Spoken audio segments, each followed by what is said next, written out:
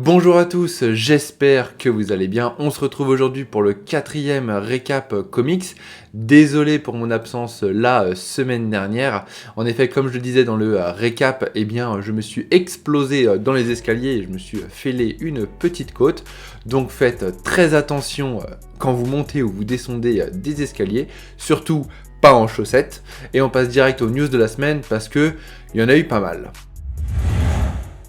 Une nouvelle série Punisher War Journal est prévue pour juin 2022. Je vous parlais il y a peu de la maxi-série Punisher par Jason Aaron, Jesus Saiz et Paul Azaceta.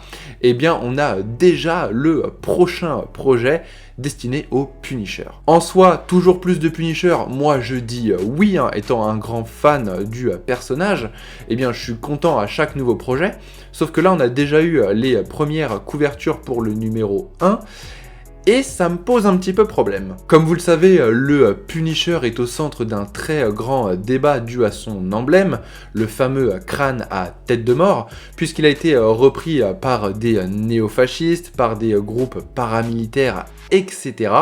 Et on avait eu une réponse de Marvel justement avec la série de Jason Aaron, où le logo, l'emblème avait été un petit peu relooké, mais c'était justifié scénaristiquement par le fait que le Punisher était à la tête du gang de la main. Avec ce nouveau projet, je pensais retrouver l'ancien emblème du Punisher, et c'est pas vraiment le cas.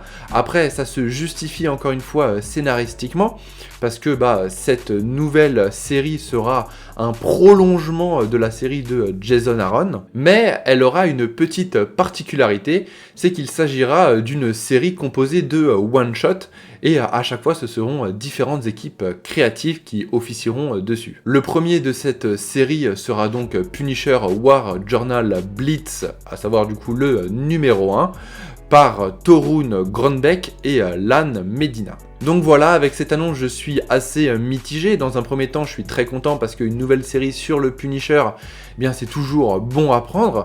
Après, c'est vrai qu'on continue du coup dans la direction d'un remodelage de l'emblème du Punisher. Je suis pas très satisfait de ça, mais bon, on verra bien. J'espère quand même qu'on retrouvera un jour le crâne à tête de mort, qui est assez iconique. Je vous parlais il y a peu d'une nouvelle mini-série Marvel X Fortnite Zero War prévue pour juin 2022. Cette semaine, on a pu découvrir les premières planches. Bon, pour ceux qui ne sont pas au courant du projet, sachez que la partie scénaristique sera assurée par Christos Cage et Donald Moustar, qui est un créatif du jeu, tandis que la partie dessin sera, elle, assurée par Sergio Davila. Petit rappel du pitch pendant que je vous passe les quelques planches qui ont été dévoilées. Donc Fortnite X Marvel Zero War nous emmènera sur l'île de Fortnite et mettra en scène Spider-Man, Iron Man, Wolverine et Shuri, ainsi que d'autres héros et héroïnes qui partent à la recherche d'un fragment zéro, une sorte de cristal venu du Zero Point. Donc le Zero Point, très rapidement, c'est l'endroit où l'orbe d'énergie maintient la réalité stable. Et donc cet orbe s'est retrouvé dans l'univers Marvel. Et donc on peut en attendre une alliance des héros Marvel avec ceux d'Epic Games pour se sortir de cette situation. Pour ma part, ces quelques planches, je les trouve plutôt jolies. Et j'avoue que de voir Galactus dans cet événement, me donne un peu le sentiment qu'il y aura de très grosses répercussions. Alors pas sur la continuité Marvel, calmons-nous, mais à la limite sur le crossover Marvel-Fortnite, comme ce n'est pas le premier, ça peut avoir de grosses conséquences. Peut-être qu'il y en a d'autres qui seront prévus à l'avenir, donc ça a l'air en tout cas assez cool. Et enfin, petit rappel qui est très important, puisque la publication se fera à la fois en VO et en VF, c'est Panini Comics eux-mêmes qui l'avaient annoncé. Et donc c'est quelque chose d'assez inédit en France, parce que vous aurez les singles à la fois en VO et en VF. En plus il y aura pour les joueurs du jeu Fortnite des petits codes à mettre in-game sur chaque single. Donc ça vous fera peut-être vous déplacer jusqu'à votre comics shop le plus proche pour récupérer les singles de cet événement. Et voilà, moi je trouve que c'est vraiment une très bonne chose de la part de Panini Comics de proposer cette publication à l'américaine pour nous français justement dans l'Hexagone. Donc j'espère en tout cas que ça vous plaira et n'hésitez vraiment pas à montrer que cette démarche vous plaît, en tout cas si elle vous plaît, parce que à l'avenir on aura peut-être d'autres publications qui suivront ce même rythme de parution et ça pourrait être vraiment très cool. Et en parlant de Panini Comics, eh bien cette semaine ils ont annoncé une ribambelle d'intégrales qui devrait paraître pour l'été 2022. Pour l'anniversaire de Spider-Man, parce que oui, il fête ses 60 bougies, eh bien nous aurons le droit à Spectaculaire Spider-Man sur les années 87 et 88, ainsi que les débuts d'Untold Tales of Spider-Man sur la période 95 et 96. Tout ça sans oublier qu'en mai, il y aura les réimpressions de Spider-Man sur l'année 1964, ainsi que Doctor Strange sur les années 1963 à 1966. Mais du coup, revenons en juin où nous aurons le droit à West Coast Avenger sur les années 86 et 87.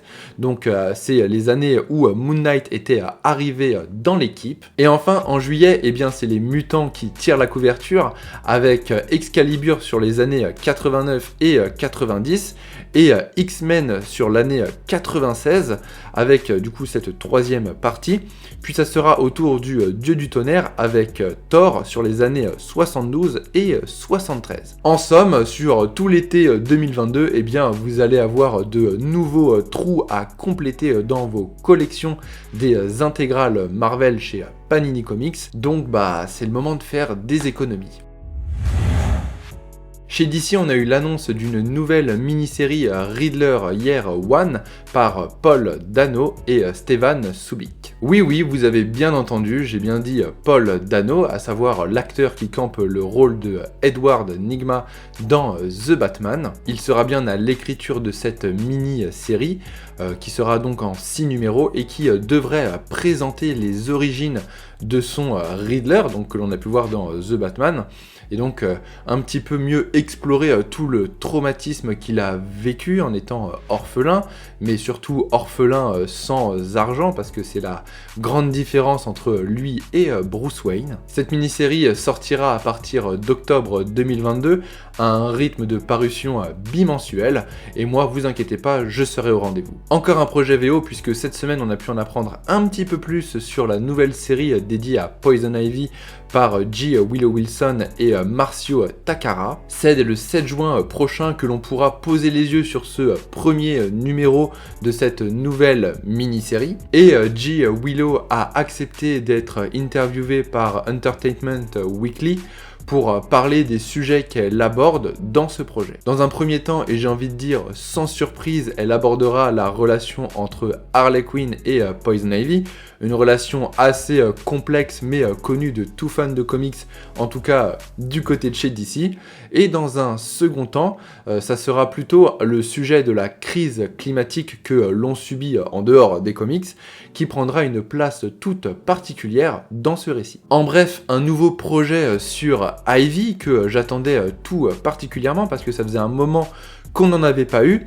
Et je trouve que c'est un personnage qui porte des questions à la fois sociales et environnementales qui sont très intéressantes, qui méritent d'être mises en lumière, et je trouve que c'est une très bonne chose de la part de DC d'avoir lancé ce projet. Et enfin, on va parler un petit peu de VF, et plus particulièrement de l'offre kiosque de Urban Comics. L'offre kiosque Batman bimestriel de Urban Comics changera de nom, mais aussi de numérotation après son numéro 16 pour être en accord avec l'ère Infinite Frontier. C'est dès le 8 juillet prochain que l'on verra venir Batman bimestriel Infinite, et ce sera retour à la case numéro 1. Ce premier numéro sera composé du one-shot Infinite Frontier 0, de Batman 106 à 108, de Detective Comics 134 à 136 sans les backup stories, et un récit consacré à Katana tiré de la mini-série Suicide Squad Black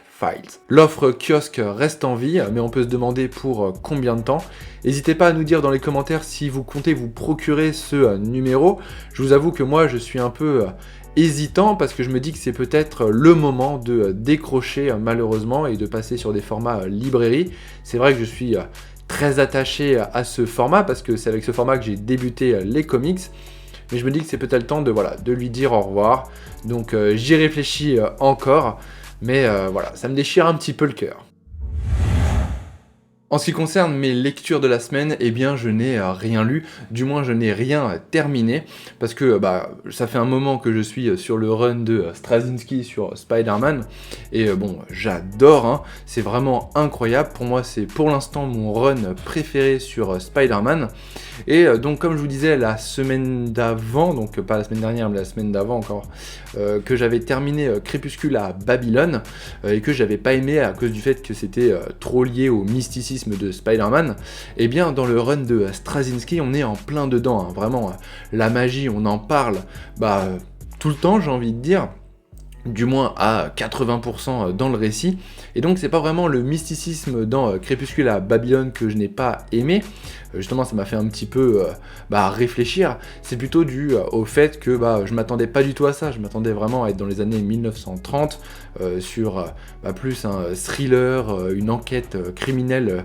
faite par Spider-Man, et au final on n'est pas du tout là-dessus, donc bon, c'est pas grave, hein, mais voilà, en tout cas, je vous conseille le run de Straczynski qui est vraiment excellent. Voilà, le récap comics c'est terminé, j'espère que ça vous aura plu. Comme d'hab, si c'est le cas, n'hésitez pas à lâcher un like, à partager autour de vous, à nous suivre sur nos réseaux sociaux, ça nous fera super plaisir et en plus, ça nous soutient.